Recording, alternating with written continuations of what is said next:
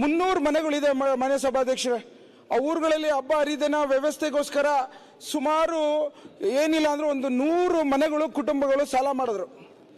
ಅದು micro finance ಅಂತ ಬಂದು ಪ್ರತಿ ಹಂತದಲ್ಲೂ 1 ವರ್ಷ 2 ವರ್ಷ 3 ವರ್ಷ ಆಯಿತು. ಸುಮಾರು 10 ಕೋಟಿಯಲ್ಲಿ ಆ ಊರಲ್ಲಿ ಸಾಲ ತೆಗೆದುಕೊಂಡಿರೋಂಥದ್ದು. ಕೊನೆಗೆ ಯಾವ ಗತಿ ಕೊಟ್ಟೋಯ್ತು ಅಂತಂದ್ರೆ ಆ ಕುಟುಂಬದವರೆಲ್ಲರೂ ಸಾಲನ ತೀರಿಸಲಿಕ್ಕಾಗ್ದಲೆ ಜಮೀನುಗಳು ಮಾರಾಟ ಮಾಡೋಂಥ ಸಂದರ್ಭ ಸೃಷ್ಟಿಯಾಗೋಯ್ತು. ಮಾನ್ಯ ಸಭಾಧ್ಯಕ್ಷ, ನಮ್ಮ ಹತ್ರ ಎಲ್ಲ ಬಂದು ಈ ಥರ ಎಲ್ಲ ಆಗಿದೆಯಲ್ಲ, ನಮ್ಗೇನಾರ ಬಿಡುಗಡೆ ಮಾಡಿಸ್ಕೊಡಿ ಅಂತ ಕೇಳಿದ್ರೆ ಅವರು ಕಾನೂನು ಚೌಕಟ್ಟು ಯಾವುದೇ ಕಾರಣಕ್ಕೂ ನಾವು ಪೊಲೀಸ್ ಕಂಪ್ಲೇಂಟ್ ಕೊಟ್ಟರು ಪೊಲೀಸರು ಕಂಪ್ಲೇಂಟ್ ತೊಗೊಳಕ್ಕೆ ರೆಡಿ ಇಲ್ಲ. ಈ ರೀತಿ ಬಡ್ಡಿ ದರನ ಕಡಿಮೆ ಮಾಡಿ ಅಂತಂದರೆ RBI ಇಂದ ಅವಕಾಶ ಇದೆ, ನಮ್ಗೆ ಇಷ್ಟು ಬಡ್ಡಿ ಹಾಕ್ಬೋದು ಅಂತ ಅವರೆಲ್ಲ ಗಟ್ಟಿಗೆ ಹೋರಾಟ ಮಾಡಿದ್ರು. ಕೊನೆಗೆ ಯಾವ ಗತಿಗೆ ಬಂತು ಅಂದರೆ ನಾವು ಕೂತ್ಕೊಂಡು ಆ ಜಮೀನುಗಳು ಉಳಿಸ್ಲಿಕ್ಕೆ ಎಲ್ಲರೂ ಸೇರಿ ಆ ಊರಿನವರೆಲ್ಲ ಸೇರಿ ಆ ಹೆಣ್ಮಕ್ಳುಗಳ ಸಾಲ ತೀರಿಸಂತ ಒಂದು ಪ್ರಯತ್ನ ಮಾಡಿದ ಮಾನ್ಯ ಸಭಾಧ್ಯಕ್ಷ. ಬಡವರ ರಕ್ಷಣೆಗೆ ನೀವೇನಾರ ಕಾನೂನು ತರಲಿಲ್ಲ ಅಂತಂದ್ರೆ ಈ ತರ ಹಳ್ಳಿಗಳಲ್ಲಿ ತಿಳಿದಲೋ ವ್ಯವಸ್ಥೆಗಳಲ್ಲಿ ಬಹಳಷ್ಟು ಏನು ಅಲ್ಲ ಕೃಷ್ಣಮಣ್ಣ, ನಮ್ದು ನಿಮ್ದು ಎಲ್ಲ ಒಂದೇ ಪರಿಸ್ಥಿತಿ. ಇವತ್ತು ಹಳ್ಳಿಗಳಲ್ಲಿ ರೈತರುಗಳಿಗೆ ತಿಳುವಳಿಕೆ ಇಲ್ದಲೆ ಸಾಲ ಮಾಡ್ಬಿಡ್ತಾರೆ. ಹೆಣ್ಣು ಮಕ್ಕಳು ಇವತ್ತೇನೋ ಸದ್ಯದಲ್ಲಿ ಕಷ್ಟ ತೀರ್ಲಿ, ಹಸುಗಳು ಮತ್ತು ಕುರಿಗಳನ್ನು ಕೊಂಡ್ಕೊಳ್ಳಿಕ್ಕೆ ಏನೋ ನಾವು ಉತ್ಪತ್ತಿ ಮಾಡ್ಬೋದು ಅಂತ ಹೇಳಿ ಸಾಲ ಮಾಡಿಬಿಡ್ತಾರೆ. ಅವರು ಅದ್ರದ್ದು ವ್ಯತಿರಿಕ್ತವಾದಂಥ ಪರಿಸ್ಥಿತಿನ ತಿಳ್ಕೊಳ್ಳೋಕ್ಕೆ 3-4 ವರ್ಷದಲ್ಲಿ ಅವ್ರ ಸಾಲದಲ್ಲಿ ಮುಳುಗೋಗ್ತಾರೆ. ಆ ಕಾರಣಕ್ಕೋಸ್ಕರ ಇವತ್ತೇನು ಈ ಬಿಲ್ ತಂದಿದ್ದಾರೆ ಈ ವಿಚಾರದಲ್ಲಿ ಸಹಮತ ವ್ಯಕ್ತಪಡಿಸಿಕೊಂಡು ಮುಂದಿನ ದಿನಗಳಲ್ಲಿ ಸಣ್ಣ ಪುಟ್ಟ ಏನಾರ ಲ್ಯಾಕಿನಸ್ ಇದ್ರೆ ಕರೆಕ್ಷನ್ ಮಾಡ್ಕೊಳ್ಳೋ ಸಂದರ್ಭಕ್ಕೆ ನಾವೆಲ್ಲ ತಯಾರಾಗಿ ನಾವೆಲ್ಲ ಸಹಕಾರ ಕೊಡಬೇಕು ಅಂತ ಸದಸ್ಯರಾಗಿ ಹೇಳಲಿಕ್ಕೆ ಧನ್ಯವಾದಗಳು. ಅಧ್ಯಕ್ಷ ಹಲೋ ಅಧ್ಯಕ್ಷ, ಆಮೇಲೆ ನಿಮಗೂ ಕೊಡ್ತಾರೆ ಸ್ವಾಮಿ. ನಾವು ಇಲ್ಲಿದ್ದೀವಿ ನೋಡ್ರಿ, ನಮಗೂ ಅವಕಾಶ ಕೊಡ್ತೀವಿ, ನಿಮಗೂ ಒಂದ್ ನಿಮಿಷ ಮಾತಾಡಕ್ಕೆ. ನಾವು ಒಂದ್ ನಿಮಿಷ ಅಧ್ಯಕ್ಷ, ಸ್ವಾಗತ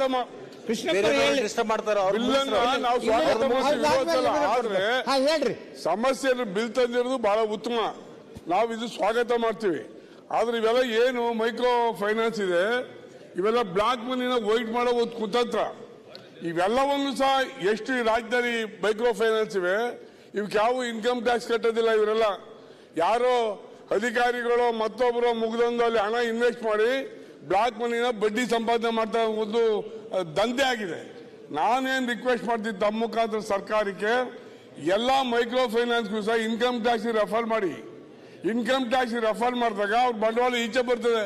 ಯಾರ್ಯಾರು ಬ್ಲಾಕ್ ಮನಿ ಇನ್ವೆಸ್ಟ್ ಮಾಡಿದ್ದಾರೆ, ಯಾರ್ಯಾರು ದುಡ್ಡಿದೆ ಅವೆಲ್ಲ ಈಚೆ ಬರ್ತಾರೆ. ಅದರಿಂದ ದಯಮಾಡಿ ನನ್ನ ರಿಕ್ವೆಸ್ಟ್ ತಮ್ಮ ಮುಖಾಂತರ ಸರ್ಕಾರಕ್ಕೆ ಅವೆಲ್ಲವನ್ನು ಸಹ ಇನ್ಕಮ್ ಟ್ಯಾಕ್ಸ್ ರೆಫರ್ ಮಾಡಬೇಕು ಅಂತ ನನ್ನ ವಿನಂತಿ. ಓಕೆ, ಲಕ್ಷ್ಮಣ ಸರ್ ಈ ಕಡೆ ಮಾತಾಡಿ. ಮಾನ್ಯ ಅಧ್ಯಕ್ಷರೇ, ಕಾನೂನು ಸಚಿವರು ಈ ಒಂದು ರಾಜ್ಯದಲ್ಲಿ ನಡೆದಿರ್ತಕ್ಕಂಥ ಘಟನೆಗಳ ಬಗ್ಗೆ ಒಂದು ನಿಯಂತ್ರಣ ಆಗಬೇಕು, ಅವರಿಗೆ ಒಂದು ಹೆಡೆಮುರಿ ಕಟ್ಟುವಂಥ ಒಂದು ಪ್ರಯತ್ನ ಆಗಬೇಕು ಅಂತಕ್ಕಂಥ ವಿಚಾರವನ್ನು ಇಟ್ಕೊಂಡು ಕಾನೂನನ್ನು ತಂದಿದ್ದಾರೆ. ಇದನ್ನು ನಾನು ಸಂಪೂರ್ಣವಾಗಿ ಬೆಂಬಲಿಸ್ತೀನಿ. ಆದರೆ ಇದರ ಜೊತೆಗೆ ಈ ಫೈನಾನ್ಸ್ ಕಂಪನಿಗಳು, ಮನಿ ಲ್ಯಾಂಡರ್ಸ್, ಅದರ ಜೊತೆಗೆ ಈ ತಾಲೂಕು ಮಟ್ಟದಲ್ಲಿ ಗ್ರಾಮೀಣ ಮಟ್ಟದಲ್ಲಿ ಈ ಬಂಗಾರ ವ್ಯಾಪಾರ ಮಾಡ್ತಕ್ಕಂಥ ವ್ಯಾಪಾರಸ್ಥರಿದ್ದಾರೆ. ಗಿರ್ವಿ ಇಟ್ಕೊಳ್ತಕ್ಕಂಥದ್ದು ಒಂದು ಉದ್ಯೋಗವನ್ನು ಮಾಡ್ತಾ ಇದ್ದಾರೆ. ಬಂಗಾರ ಮಾರಾಟದ ಮಾಡೋದ್ರ ಜೊತೆಗೆ ಗಿರ್ವಿ ಇಟ್ಕೊಳ್ತಕ್ಕಂಥ ವ್ಯಾಪಾರ ಮಾಡ್ತಾ ಇದ್ದಾರೆ. ಒಂದು ಮನಿ ಲ್ಯಾಂಡಿಂಗ್ ಲೈಸೆನ್ಸ್ ತೆಗೆಸಿರ್ತಾರೆ. ಆ ಮನಿ ಲ್ಯಾಂಡಿಂಗ್ ಲೈಸೆನ್ಸ್ ತಗೊಂಡೇ ಅವ್ರು ಬಡ್ಡಿ ವ್ಯವಹಾರ ಮಾಡ್ತಿರ್ತಾರೆ. ಅವರಿಗೆ ಬಡ್ಡಿ ರೇಟ್ ನಿಯಂತ್ರಣ ಇಲ್ಲ. ಈಗಾಗಲೇ ಅದಕ್ಕೆ ಬಡ್ಡಿ ನಿಯಂತ್ರಣ ಮಾಡ್ತಕ್ಕಂಥದ್ದು ಈಗಾಗಲೇ ಹಿಂದಿನ ಸಹಕಾರಿ ಸಚಿವರು ಒಂದು ಕಾನೂನನ್ನು ತಂದಾಗ ಈಗಾಗಲೇ ಹೈಕೋರ್ಟ್ನಲ್ಲಿ ತಡೆ ಆಜ್ಞೆ ಆಗಿದೆ. ಕೋಆಪರೇಟಿವ್ ಆಕ್ಟ್ನಲ್ಲಿ 16% ಹೆಚ್ಚು ಬಡ್ಡಿ ಆಕರಣೆ ಮಾಡಬಾರ್ದು ಅಂತಕ್ಕಂಥದ್ದು ಈಗಾಗಲೇ ಇದೆ. ಇವ್ರೇನ್ ಮಾಡ್ತಾರಂದ್ರೆ ದಾಖಲೆಗಳನ್ನೇ ಇಡಲ್ಲ. ಒಂದು ಯಾವುದೋ ಒಂದು ಬಿಳಿ ಹಾಳಿ ಮೇಲೆ ಬರೆದುಕೊಂಡು ಅವನ ಮೇಲೆ ಸಿಗ್ನೇಚರ್ ಮಾಡಿಕೊಂಡು ಅಲ್ಲಿ ಬಡ್ಡಿ ಆಕರಣೆಗಳನ್ನು ಮಾಡ್ತಿರ್ತಾರೆ. ಆ ಒಂದು ಪುಸ್ತಕದಲ್ಲಿ ಆಗಲಿ ದಾಖಲಾತಿಗಳಲ್ಲಿ ಎಲ್ಲಿನೂ ತೋರಿಸೋದಿಲ್ಲ. ಅನ್ಅಥರೈಸ್ಡ್ ಬಡ್ಡಿ ಆಕರಣೆ ಮಾಡಿ ಅವರಿಗೆ ತೊಂದರೆ ಕೊಡ್ತಕ್ಕಂಥದ್ದಾಗತ್ತೆ.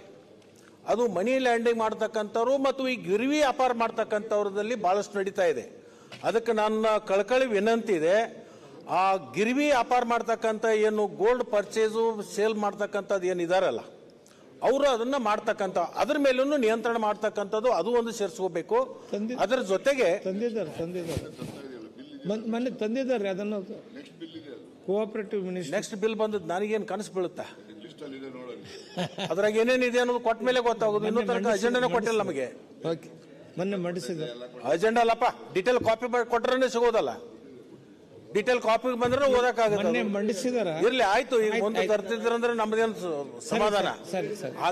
ಅದರ ಜೊತೆಗೆ ನಾನು ಕಾನೂನು ಸಚಿವರಿಗೆ ಒಂದು ವಿನಂತಿ ಮಾಡ್ತೀನಿ.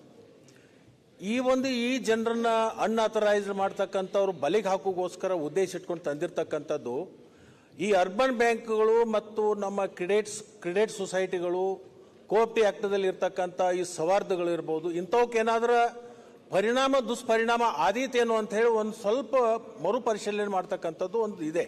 ಅದನ್ನು ಸ್ವಲ್ಪ ಆಲೋಚನೆ ಮಾಡಿ. ಯಾರು ನ್ಯಾಯಯುತವಾಗಿ ನಡೀತಕ್ಕಂಥ ಜನ ಇದ್ದಾರೆ, ಯಾರು ಕಾನೂನು ಚೌಕಟ್ಟಿನಲ್ಲಿ ನಡೀತಕ್ಕಂಥ ಸೊಸೈಟಿಗಳಿದ್ದಾವೆ, ಇದರಿಂದ ಅವರಿಗೆ ಅಫೆಕ್ಟ್ ಆಗಬಾರ್ದು ಅಷ್ಟೇ. ಅದನ್ನು ಸ್ವಲ್ಪ ಗಮನದಲ್ಲಿ ಇಟ್ಕೊಂಡು ರೂಲ್ಸ್ಗಳನ್ನು ಮಾಡಿ. ಮಾನ್ಯ ಅಧ್ಯಕ್ಷರೇ, ಮಾತಾಡಲಿ ಸರ್ಕಾರ ಏನು ಕರ್ನಾಟಕ ಕಿರು ಸಾಲ ಮತ್ತು ಸಣ್ಣ ಸಾಲದ ಏನು ವಿಧೇಯಕ ತೆಗೆದುಕೊಂಡು ಬರ್ತಾ ಇದೆ ಅದನ್ನು ನಾನು ಸ್ವಾಗತ ಮಾಡ್ತೇನೆ. ಈ ಮೆನೆಸ್ ಏನೈತೆ, ಇದೇನು ತೊಂದರೆ ಏನೈತಿ, ಹಳ್ಳಿಗಳಲ್ಲಿ ಒಂದು ಟೈಪ್ ಇತ್ತಂದ್ರೆ ಸಿಟಿಗಳಲ್ಲಿ ಈ ಬಡ್ಡಿ ಸಾಲದ ತೊಂದರೆ ಬೇರೆ ಟೈಪ್ ಐತಿ.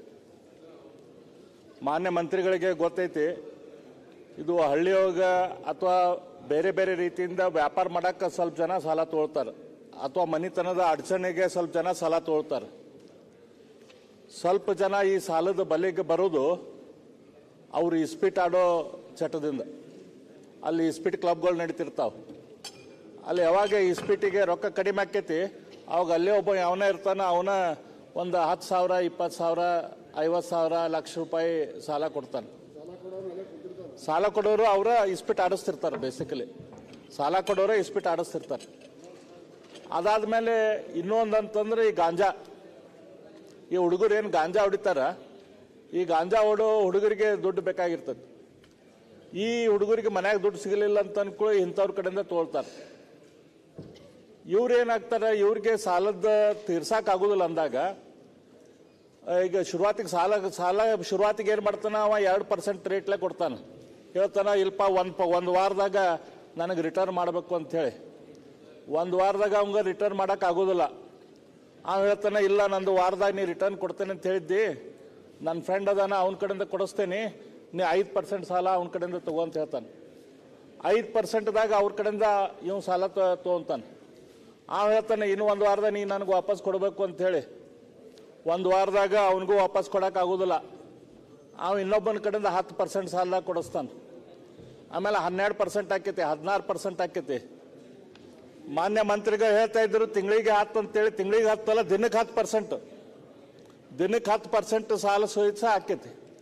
ಇದ್ರಾಗ ಕಂಪ್ಲೀಟ್ಲಿ ಈ ಸಾಲ ಕೊಡೋರು ಯಾರು, ಇದನ್ನ ಸಾಲ ಹರಾಸ್ಮೆಂಟ್ ಮಾಡೋರು ಯಾರು, ಇದು ಸಂಪೂರ್ಣ ಪೊಲೀಸ್ ಡಿಪಾರ್ಟ್ಮೆಂಟಿಗೆ ಗೊತ್ತಿರುವಂಥ ವಿಷಯ. ಈ ಸ್ಪೀಡ್ ಕ್ಲಬ್ ಆಡಿಸೋರು ಸತ್ತೆ ಪೊಲೀಸರಿಗೆ ಗೊತ್ತಿರ್ತೈತಿ. ಈ ಸಾಲ ಬಡ್ಡಿ ಕೊಡೋರು ಸತ್ತೆ ಪೊಲೀಸರಿಗೆ ಗೊತ್ತಿರ್ತೈತಿ. ಈ ಗಾಂಜಾ ಮಾರೋರು ಗಾಂಜಾ ಎಲ್ಲಿ ಮಾರ್ತೈತಿ ಇದು ಪೊಲೀಸರಿಗೆ ಗೊತ್ತಿರ್ತೈತಿ. ನಾನು ನಮ್ಮ ಕ್ಷೇತ್ರದಲ್ಲಿ ಒಂದು 8 ಮಂದಿ ಈ ರೀತಿ ಬಡ್ಡಿ ವ್ಯವಹಾರ ಮಾಡೋರ್ದು ಲಿಸ್ಟ್ ನಾನು ಆಗಿನ ಪೊಲೀಸ್ ಕಮಿಷನರಿಗೆ ಕೊಟ್ಟೆ, ಮಾನ್ಯ ಮಂತ್ರಿಗಳೇ. ಆಮೇಲೆ ನನಗೆ ಗೊತ್ತಾಯ್ತು, ಆ ಪೊಲೀಸ್ ಕಮಿಷನರ್ ಐತಲ್ಲ, ಆ ಯಾರ ಸಾಲ ಕೊಡ್ತಿದ್ರಲ್ಲ ಈ ಟೈಪ್ 10%, 15%, ಅವ್ರನ್ನ ಕರೆಸಿ ಅವ್ರ ಕಡೆಯಿಂದ ತಮ್ದು ಹಫ್ತಾ ಶುರು ಮಾಡಿದ್ರು. ತಮ್ಮ ಕೆಳಗಿನ CPIಗಳಿಗೆ ಜೋರು ಮಾಡಿದ್ರೆ, ಯಾಕೆ ಇವ್ರ ಬಗ್ಗೆ ನನಗೆ ಹೇಳಿದ್ದಿಲ್ಲ, ನನಗೆ ಅವ್ರ ಕಡೆಯಿಂದ ಇನ್ಕಮ್ ಬರ್ತಿದ್ದಿಲ್ಲ ಅಂತೇಳಿ. ಇದು ಇವತ್ತಿನ ಪರಿಸ್ಥಿತಿ. ಯಾವುದೇ ಸರ್ಕಾರ ಇದ್ರೂ ಕೂಡ ಇದು ಪರಿಸ್ಥಿತಿ ಇದೆ. ಹಾಗಾಗಿ ಈ ಮೆನೆಸ್ ಕಡಿಮೆ ಆಗ್ಬೇಕಂದ್ರೆ, ಈ ತೊಂದರೆ ಕಡಿಮೆ ಆಗ್ಬೇಕಂತಂದ್ರೆ ಕೇವಲ ಇದನ್ನ ಅಷ್ಟೇ ತೊಗೊಂಬಂದ್ರೆ, ಒಂದು ಲಾ ತೊಗೊಂಬಂದ್ರೆ ಆಗೋದಿಲ್ಲ. ಇದಕ್ಕೆ ರೂಟ್ ಕಾಸ್ ಏನೈತಿ, ರೂಟ್ ಕಾಸ್ ಐತಲ್ಲ, ಅಲ್ಲಿ ಇಸ್ಪೀಟ್ ಆಡುವಂತ ಕ್ಲಬ್ಗಳು, ಈ ಗಾಂಜಾ ವ್ಯವಹಾರ, ಇವನ್ನೆಲ್ಲ ಕಟ್ ಮಾಡಿದಾಗ ಆಟೋಮೆಟಿಕ್ಲಿ ಇದಕ್ಕೆ ಕಂಟ್ರೋಲಿಗೆ ಬರಾಕ ಸಾಧ್ಯ ಐತಿ. ಹಾಗಾಗಿ ಇದ್ರ ಜೊತೆ ಆ ವಿಷಯ, ಲಾ ಅಂಡ್ ಆರ್ಡರ್ ವಿಷಯ, ಇದನ್ನ ಹೆಂಗೆ ಕಂಟ್ರೋಲ್ ಮಾಡ್ತೀರಿ, ಯಾವ ರೀತಿ ಕಂಟ್ರೋಲ್ ಮಾಡ್ತೀರಿ ನೀವು ನೋಡಬೇಕು. ಈಗ ಕೆಲವು ದಿನಗಳಿಂದ, ಕೆಲವು 6 ತಿಂಗಳು ವರ್ಷದಾಗ ಇದು ಯಾಕೆ ಅತ್ಯಂತ ದೊಡ್ಡ ಪ್ರಮಾಣದಾಗ ಇದು ಹೆಚ್ಚಾಗೈತಿ? ಇದ್ರ ಮೇಲೆ ಹರಾಸ್ಮೆಂಟು ಹೆಚ್ಚಾಗೈತಿ, ಇದ್ರ ಮೇಲೆ ಡೆತ್ಸ್ ಕೂಡ ಸಾಕಷ್ಟು ಪ್ರಮಾಣದ ಡೆತ್ ಕೂಡ ಆಗಿದಾವೆ. ಇವು ಯಾಕೆ ಆಗ್ತಾವ ಅಂತಂದ್ರೆ ಈ ಏನು ಪೊಲೀಸ್ ಆಫೀಸರ್ಗಳನ್ನ ರೊಕ್ಕ ಕೊಟ್ಟು ಟ್ರಾನ್ಸ್ಫರ್ ಮಾಡ್ತಾರಲ್ಲ, ಅವ್ರಿಗೆ ರೊಕ್ಕ ತೊಗೊಂಡು ಟ್ರಾನ್ಸ್ಫರ್ ಮಾಡಿದ್ರೆ ಆ ಪೊಲೀಸರು ಯಾರ ಕಡೆಯಿಂದ ರೊಕ್ಕ ವಸೂಲು ಮಾಡಬೇಕು? ಅವ್ರು ಯಾರು ಸುಳ್ಳಿ ದಂಧೆ ಮಾಡ್ತಾರ, ಯಾರು ಇಸ್ಪೀಟ್ ದಂಧೆ ಮಾಡ್ತಾರ, ಯಾರು ಮಟ್ಕ ದಂಧೆ ಮಾಡ್ತಾರ, ಯಾರು ಗಂಜಾ ಮಾಡ್ತಾರ, ಇಂಥ ಯಾರು ಕಳ್ಳ ಸರಿ ಮಾಡ್ತಾರ, ಇಂಥ ಯಾರು ಹೊಲಸು ದಂಧೆ ಮಾಡ್ತಾರೆ, ರಿಯಲ್ ಎಸ್ಟೇಟ್ ಮಾಡ್ತಾರೆ, ಇವ್ರ ಕಡೆನೇ ಪೊಲೀಸರು ವಸೂಲು ಮಾಡಬೇಕು. ಪೊಲೀಸರಿಗೆ ಬೇರೆ ದಾರಿಲ್ಲ. ಹಾಗಾಗಿ ಸಮಾಜಘಾತಕ ಶಕ್ತಿಗಳು ಬೆಳೆಯಕ್ಕೆ ಶುರು ಆಗ್ತಾವೆ. ಅವಾಗ ಪೊಲೀಸರು ಸಮಾಜಘಾತಕ ಶಕ್ತಿಗಳು ಯಾವಾಗ ಒಂದಾಕ್ಕವು ಅವಾಗ ಕಾಮನ್ ಮ್ಯಾನ್ ಹರಾಸ್ಮೆಂಟ್ ಶುರು ಆಗ್ತೈತಿ. ಅವ್ರು ಏನು ಮಾಡ್ಬೇಕು? ಸುಸೈಡ್ ಮಾಡ್ಕೋಬೇಕು. ಯಾರ ಕಡೆ ಹೋಗ್ಬೇಕು? ಸುಸೈಡ್ ಮಾಡ್ಕೊಳ್ಳೋ ಶುರು ಆಗ್ತದೆ. ಹಾಗಾಗಿ ಇದು ಟೋಟಲ್ ಐತಲ್ಲ, ಇದಕ್ಕೆ ಮೂಲ ಕಾರಣ ಅಂತಂದ್ರೆ ಈ ನಮ್ಮ ಪೊಲೀಸ್ ಡಿಪಾರ್ಟ್ಮೆಂಟ್ದಲ್ಲಿ ಏನು ಟ್ರಾನ್ಸ್ಫರ್ಸ್ ದುಡ್ಡು ತೊಗೊಂಡು ಏನು ಟ್ರಾನ್ಸ್ಫರ್ ಆಗ್ತಾವಲ್ಲ, ಅದರಿಂದ ಇದೆಲ್ಲ ಶುರು ಆಗ್ತೈತೆ.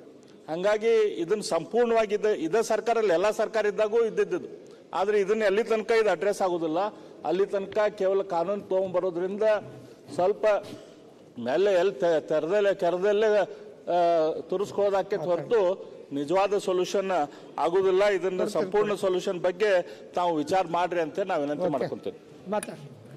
ಅಧ್ಯಕ್ಷರೇ, ಇವತ್ತು ಒಂದು ಒಳ್ಳೆ ಬಿಲ್ ಅನ್ನ ತಂದಿದ್ದಾರೆ ಕಾನೂನು ಮಂತ್ರಿಗಳು ಮತ್ತೆ ಸಹಕಾರ ಮಂತ್ರಿಗಳು ಕೂಡ.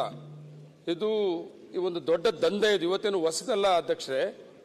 ಮೊದಲಿಂದ ಯಾವುದೇ ಸರ್ಕಾರ ಇದ್ರೂ ಕೂಡ ಈ ದಂಧೆಗಳು ಅತಿ ಹೆಚ್ಚಿಗೆ ಗ್ರಾಮಾಂತರ ಪ್ರದೇಶದಲ್ಲಿ ಹೆಚ್ಚಿಗೆ ಆಗ್ತಾ ಇದೆ.